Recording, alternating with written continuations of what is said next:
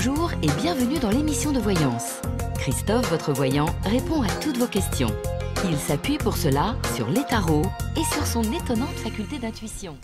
Bonjour à tous et bienvenue sur le plateau de l'émission de voyance.com. Bien écoutez, je suis ravi de vous accueillir pour cette nouvelle émission de voyance en direct. Puisque je n'ai pas d'informations particulières, je vais tout de suite commencer à répondre à vos questions. Nathalie, bonjour. Vous avez pris conscience de sentiments assez forts pour un de vos amis. A-t-il lui aussi des sentiments à votre égard? Allez, regardons cela.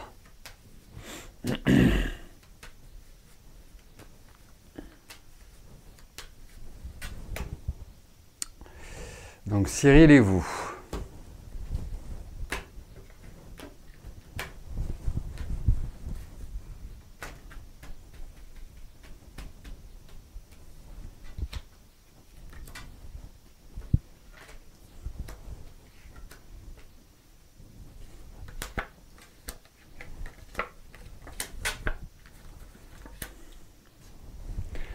Alors, c'est toujours une certaine complexité quand vous tombez amoureux d'un ami ou d'une amie, enfin bref. Après, c'est pas parce que c'est compliqué, c'est toujours un peu compliqué que c'est pas possible. Alors, moi je vais vous donner un conseil. Après, enfin, c'est un conseil sous forme de réponse, ou une réponse sous forme de conseil. Je ne sais pas dans quel sens le prendre. Moi, je trouve que vous êtes très bien en ami. Voilà. Je trouve qu'il y a une bonne appréciation, je trouve que vous échangez bien ensemble, il y a de bonnes discussions, il y a de bonnes, je dirais, il y a vraiment une complicité indéniable. Après, je dirais que vous pouvez prendre le risque, parce que j'appelle ça un risque. Pourquoi? Parce que je ne suis pas certain que cela puisse aboutir à une sorte de relation pérenne. Donc, c'est pour ça que je vous conseille de conserver cette amitié. Après, vous avez des tempéraments quand même l'un et l'autre assez originaux, malgré tout, assez singuliers. Vous avez une façon d'appréhender la vie qui n'est pas classique, traditionnelle. Chez vous, il y a quand même une forme de lassitude assez rapide sur le plan affectif. L'équilibre, vous ne le trouvez pas forcément facilement. Donc, moi, je sais pas. Je suis pas archi pour. Après, vous, quand vous avez envie, vous avez envie. C'est-à-dire que c'est vraiment quelque chose qui devient viscéral. Donc, allez-vous résister parce qu'il y a de l'impulsivité chez vous. Donc, après, si vous avez cette capacité d'être plutôt dans une ambiance sex-friend et de dire, voilà, on se sent bien ensemble, on s'apprécie, on a une complicité, mais je dirais pourquoi pas. Si vous entrez dans le cadre d'une relation plutôt classique, je suis plutôt mitigé, Nathalie.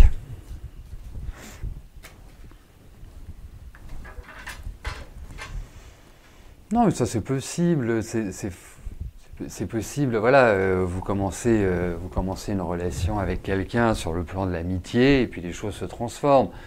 Voilà, faut pas s'arrêter à cela. Voilà, c'est pour ça qu'il faut être absolument objectif quand on fait les cartes.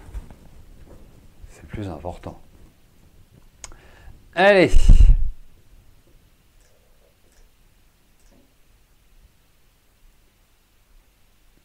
Sophie, bonjour. Alors, que vois-je pour votre santé?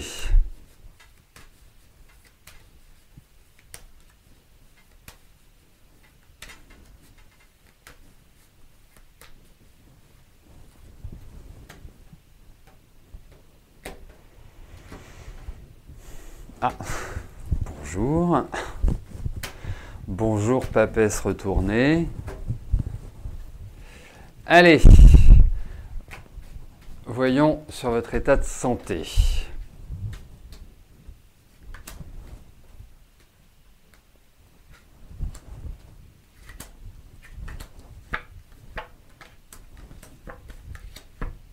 Écoutez, il y a quand même l'idée qui ressort. Bon, il y a quand même de l'énergie en vous. C'est plutôt déjà une bonne nouvelle. Le deuxième point, c'est que vous avez une santé que je classerais, que je classifierais, j'exprimerais comme en dents de scie. Après, il y a l'idée d'examen qui ressort. Il y a l'idée aussi, enfin, soit de visite à l'hôpital, enfin, ou dans un centre médical. Voilà, vous n'allez pas, je pense que vous n'allez pas y couper. D'autre part, il y a quand même toujours l'idée de douleur. Il y a toujours des choses qui ne sont pas d'équerre. Donc, non, énergétiquement, c'est encore moyen. Je dirais que même si vous avez un bon potentiel énergétique en vous, la santé reste fragile. Voilà. Pourquoi ? Pour vous faire un petit résumé, il y a l'idée de douleur, il y a l'idée d'examen, ça peut même faire une petite intervention chirurgicale ou quelque chose de cette nature-là. Donc, surveillez-la, soyez attentive, ne faites pas l'autruche, ne vous dites pas « j'irai le mois prochain » ou « je ferai ça un autre jour ». Non, occupez-vous de vous, si je puis me permettre l'expression, c'est important. Là. Alors, vous savez, dans toutes ces disciplines, tarot, numérologie, astrologie et d'autres, bien évidemment, il y a toujours des moments de vie qui vont être plus agréables que d'autres, au même titre que nous avons 3 fois par an la rétrogradation de Mercure qui dure 3 semaines, globalement. Il ne faut pas le prendre négativement, surtout quand on le sait. Parce que à chaque étape de la vie ou à chaque étape d'une année, et notamment lorsqu'on a Mercure rétrograde, qui est rétrograde pour tout le monde, hein, on est tous logés à la même enseigne, sauf que il va faire des aspects différents selon notre thème astral, donc il va avoir des répercussions différentes. Hein, on n'est pas égaux, nous ne sommes pas égaux face à la rétrogradation de Mercure ou toute autre rétrogradation au demeurant. Donc, ce qui est important dans ces périodes-là, c'est de savoir ce que l'on peut faire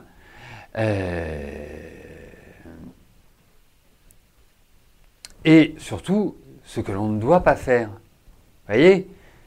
Et à partir de là, vous verrez que la vie devient plus légère, avec moins de contrariétés, moins de contingences, moins de stress, donc moins d'anxiété, moins d'angoisse, moins de déprime. Et voilà, si vous espérez, avec un Mercure rétrograde, par exemple pour une entreprise, lancer un nouveau produit, eh bien, c'est un des pires moments.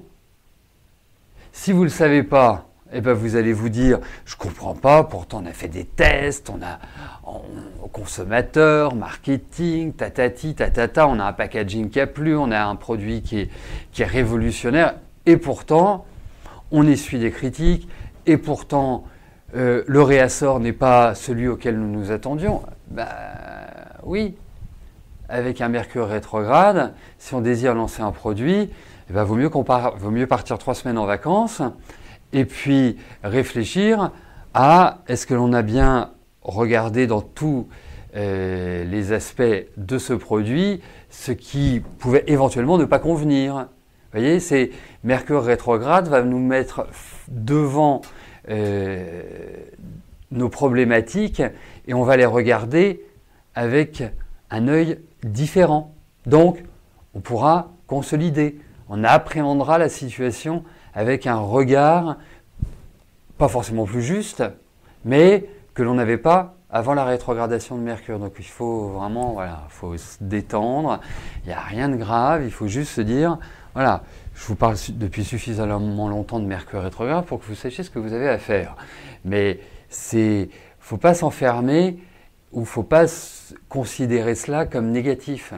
Il faut justement voir le côté positif. Vous voyez, c'est un peu le verre à moitié vide et le verre à moitié plein. C'est un petit peu cette dynamique-là. Voilà. Allez. Et puis, si vous dites, bah oui, Mercure rétrograde, je ne le connais pas, je suis toute nouvelle sur l'émission, ou je n'ai pas encore écouté les interventions de Christophe sur Mercure rétrograde, eh bien, allez sur notre chaîne YouTube, et puis vous pourrez retrouver les tendances de Mercure rétrograde. Bien sûr, ce sont des tendances passées, donc ça concerne des périodes qui n'existent plus, mais la trame, la base est la même. Après, ça va dépendre du signe, ça va dépendre des aspects qu'il reçoit. Voilà. Si nous avons un Mercure rétrograde en Gémeaux ou en Vierge, il sera beaucoup plus fort que si nous avons un Mercure rétrograde en Poisson. Voilà. Allez, on poursuit. Donc, j'en étais à la question de Fabienne. Fabienne, bonjour. Eugénie, votre filleule, ne vous adresse plus la parole depuis 8 ans dû à des histoires de famille et le décès de sa maman, votre sœur jumelle. Reviendra-t-elle vous voir? Donc reviendra-t-elle vers vous?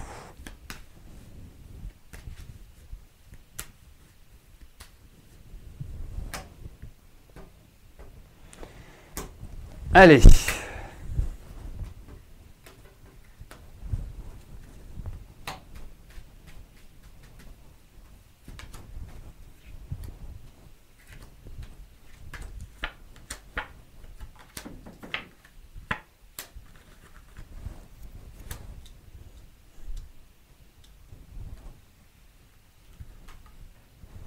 Écoutez, moi je vais répondre oui à votre question.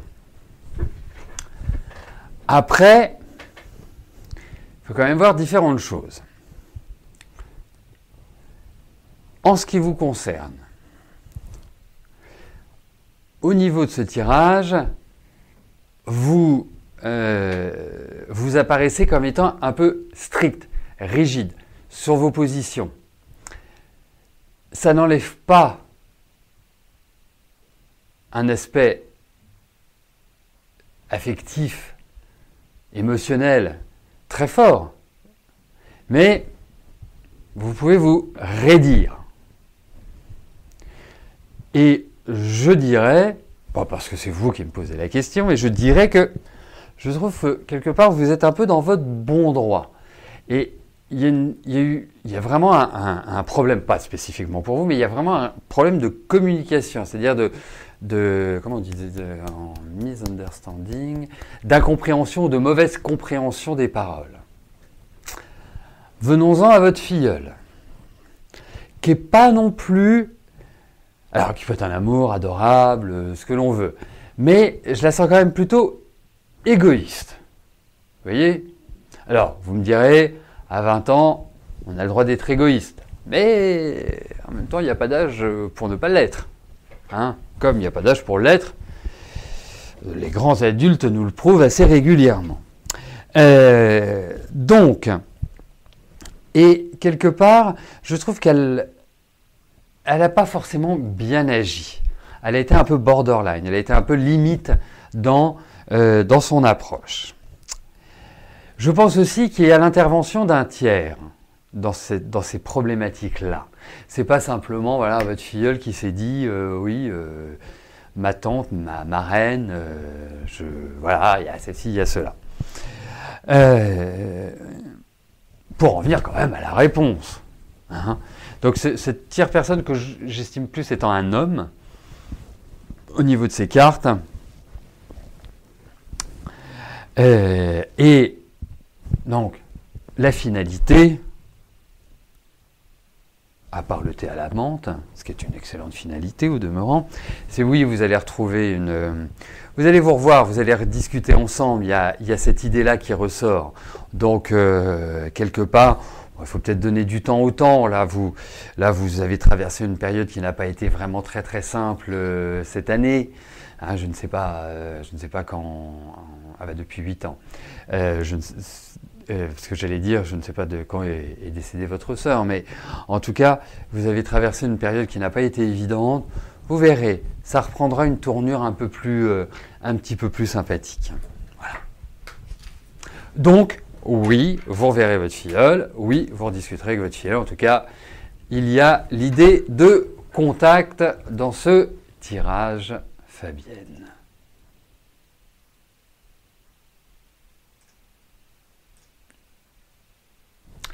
Marie, bonjour. Vous devez savoir si vous allez rencontrer un homme bien.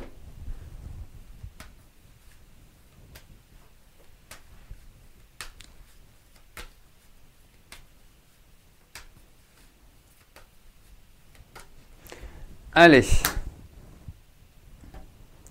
Voyons sur le plan affectif ce qui va se passer.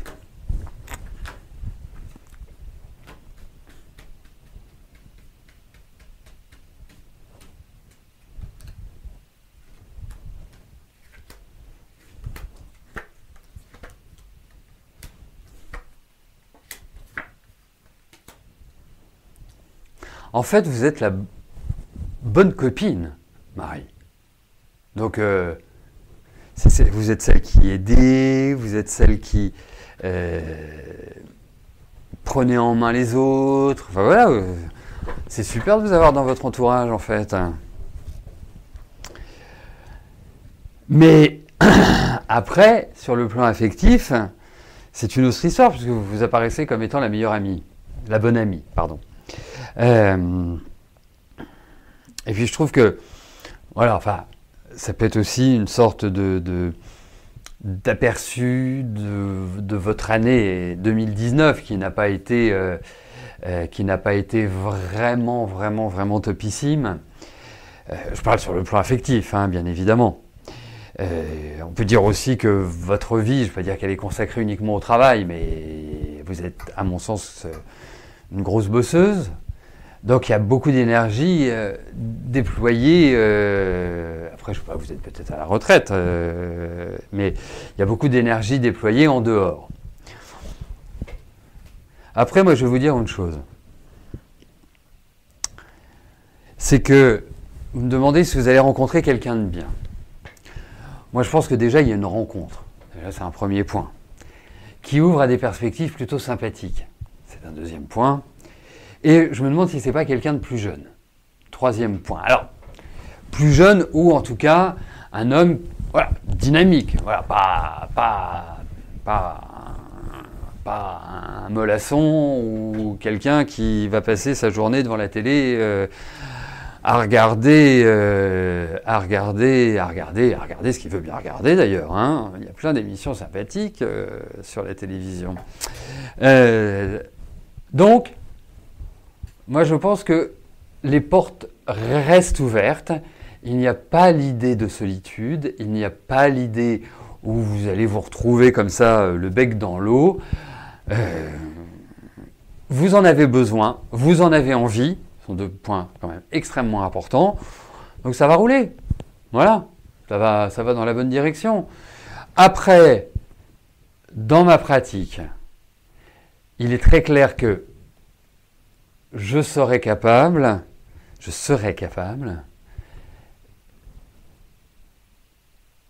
de vraiment vous le dire avec précision quand vous l'aurez rencontré. Mais en tout cas, il y a l'idée d'une rencontre. Voilà.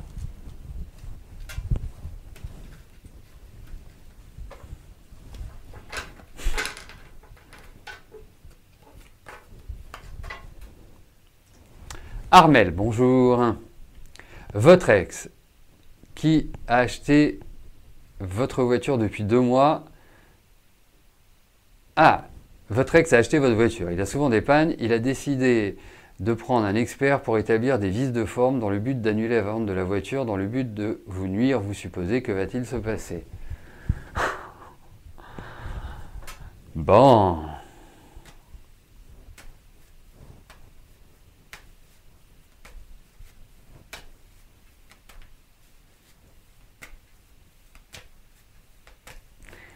Allez. Donc, voyons ce qui va se passer. Voyons pour vous les nouvelles par rapport à cette voiture.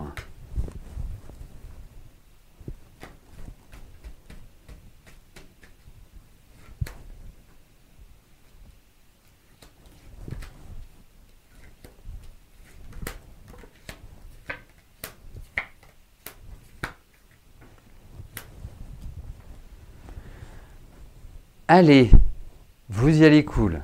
Vous vous détendez, vous vous posez pas de questions. Vous voyez, au vu de ces cartes, moi je vous dirais que vous avez fait ce qu'il fallait faire au niveau de cette voiture.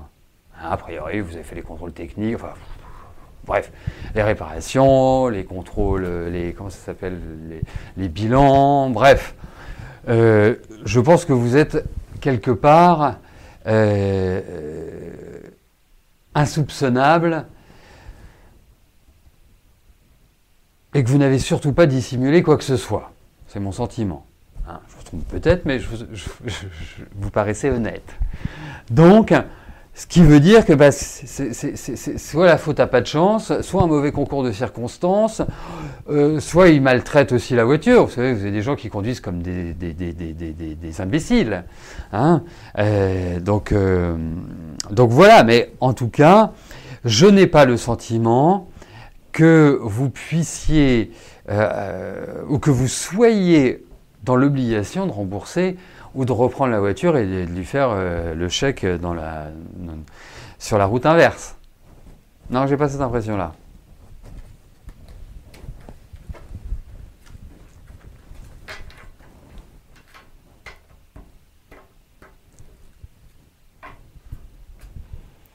Alors, c'est une excellente question. Comment on sait que on peut dire qu'on est une bonne amie? Ben, ça dépend de plusieurs facteurs dans le tarot. Donc, je ne peux pas vous dire, voilà, il faut juste cette carte-là. Effectivement, une des cartes, la carte de l'amitié dans le tarot, c'est la tempérance. Donc, déjà, il faut qu'elle soit là. Il faut qu'elle soit placée quelque part dans un... alors, selon la bonne amie ou pas, mais si c'est la bonne amie, vaut mieux qu'elle soit en première position. Mais ça ne suffit pas. Ce que je veux dire, c'est que si vous voyez ça, si vous faites un tirage de tarot et que vous voyez la tempérance en 1, ne vous dites pas « Ah bah c'est la bonne amie ». Voilà, il faut d'autres choses, il faut d'autres éléments. Mais déjà celui-là hein, est important. Murano, bonjour. En ce moment, vous avez comme un détachement spirituel qui vous perturbe au niveau de la perception de la réalité. Il est plus intense qu'à l'accoutumée. Est-ce un bon présage pour l'avenir?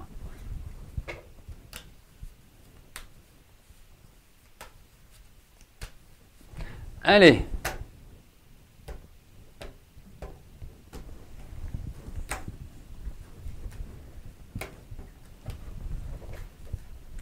Voyons. Vos perceptions, voilà. Votre état, je dirais, psychique. Ce que cela va apporter.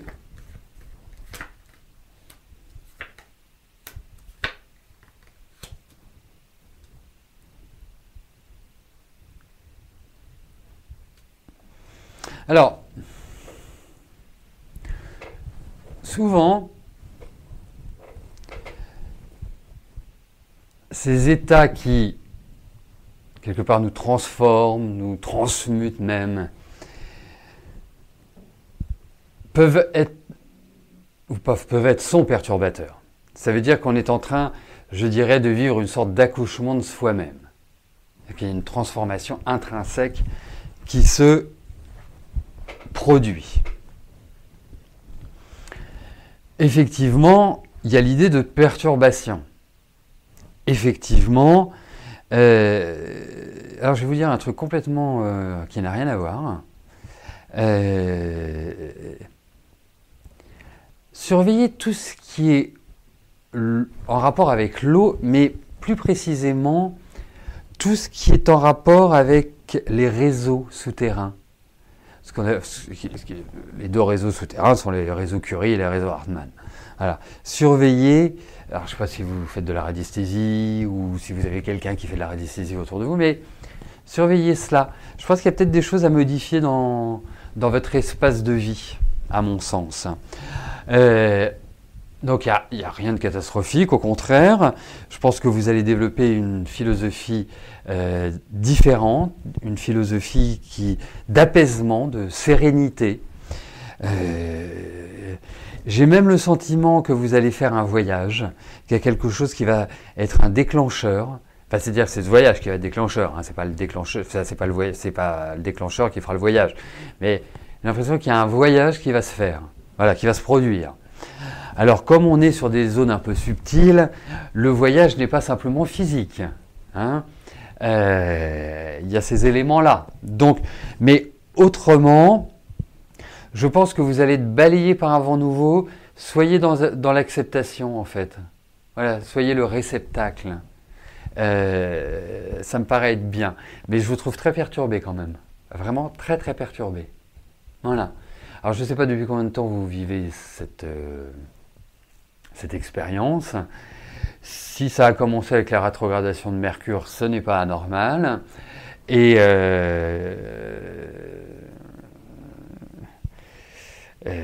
mais en tout cas, vous verrez que c'est quelque part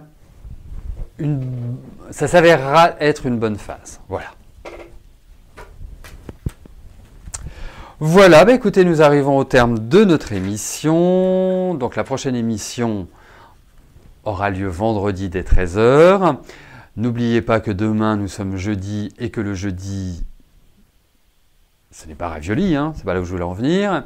C'est la journée qui vous permet de poser une question par téléphone, moyennant une participation exceptionnelle de 19 €. Voilà, donc c'est le jeudi que vous pouvez poser vos questions à ce prix imbattable. Voilà. Bon, en tout cas, portez-vous bien. Je vous souhaite une excellente journée et je vous dis à plus tard. Merci. Bye bye.